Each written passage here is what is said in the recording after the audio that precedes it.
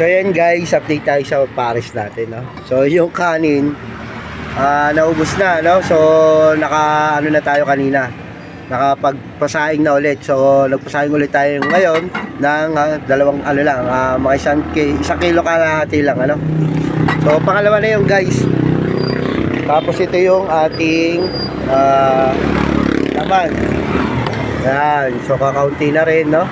Tapos itong mami ay nakapagpabili na rin tayo ulit na isang balot pa, no?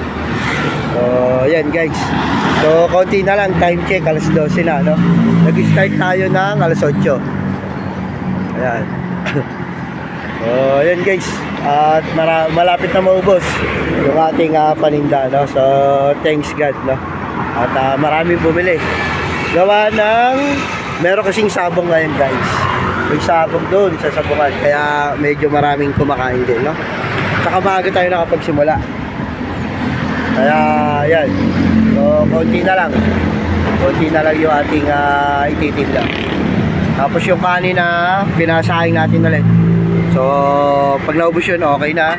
At yung sabaw natin kakaunti na rin guys. Ayan, yung sabaw natin kakaunti na. So makakaubos tayo. So hanggang mamaya guys, no? So update ko kayo. So ayan.